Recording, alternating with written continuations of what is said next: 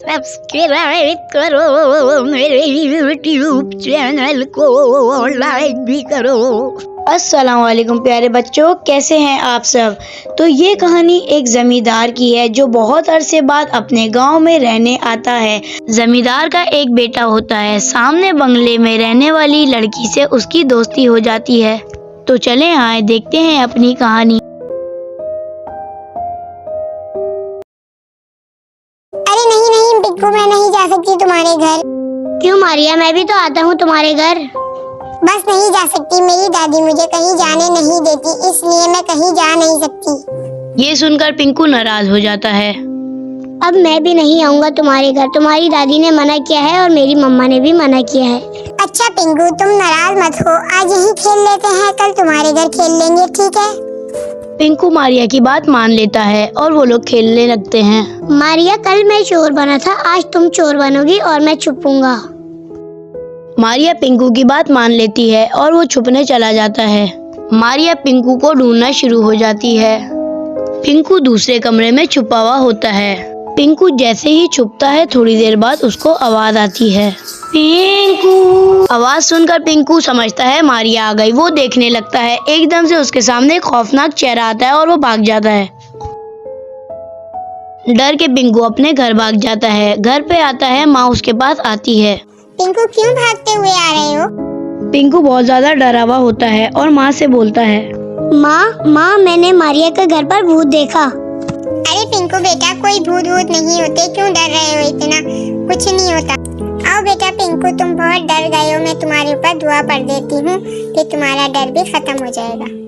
फिर माँ पिंकू पे दुआ पड़ती है और उसको समझाती है। फिर वो वहाँ से चली जाती है। फिर शाम में बख्तावर आ जाता है। पिंकू की माँ उसको सब कुछ बताती है। सुनो, आज पिंकू बहुत डर गया था, मारिया के यहाँ से आया है, बहुत डरा हुआ, बोल रहा था कि उसने वहाँ कोई भूत देखा है। अरे तुमने उसको वहाँ जाने ही क्यों दिया, जब मैंने तुम्हें मना किया था कि उसको अब वहाँ जाने नहीं देना। वो मुझसे बोल के गया था कि मैं मारिया को लेने के लिए जा रहा हूँ, लेकिन फिर पता नहीं क्या हुआ, जब वो आया तो बहुत डरा हुआ था। अब आप उसको वहाँ मत जाने देना। जी ठीक है, लेकिन मैं तो उसको मना करती हूँ, वो मेरे मना करने के बावजूद भी फिर भी चला जाता है। मारिया उसको बुलाती है, वो मारिया के बुलाने पर फौरन चला जाता है। बस अब आप उसको वहाँ मत जाने देना, डांट कर उसको घर में बिठा देना, लेकिन अब जाने मत देना।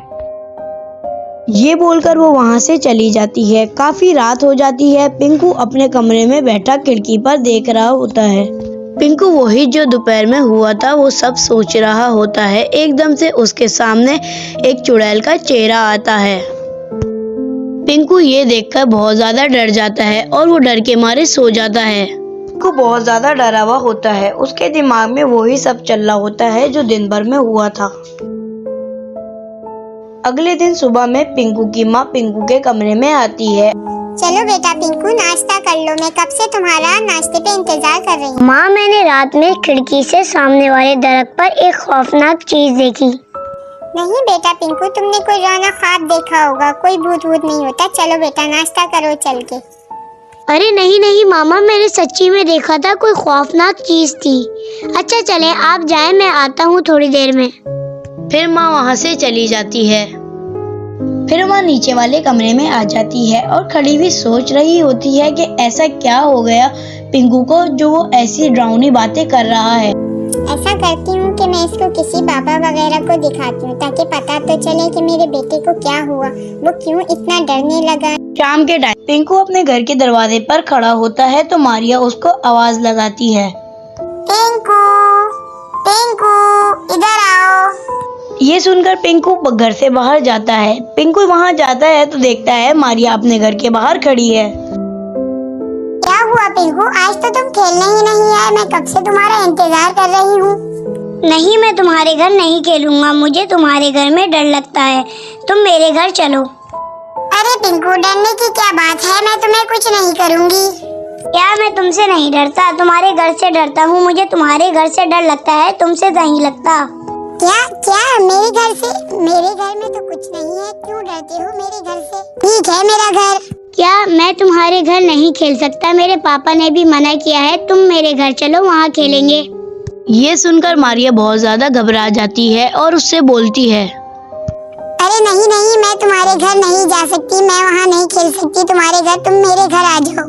क्यों मेरे घर क्यों नहीं आ सकती? मेरी मामा कुछ नहीं बोलेंगी तुम्हें, हम वहाँ ज्यादा मजे करेंगे। मारिया गुस्से में आ जाती है। मुझे समझ में नहीं आ रही मैं क्या बोल रही हूँ, तुम मेरे घर चलो, मैं तुम्हारे घर नहीं जा सकती। पिंकू बहुत ज्यादा डर जाता है, उसके समझ में नहीं आता वो क्या करे। वो उसकी बात पर राजी हो जाता है और उसके साथ चला जाता है। मारिया उसको अपने घर ले आती है और फिर वो लोग खेलना शुरू कर देते हैं।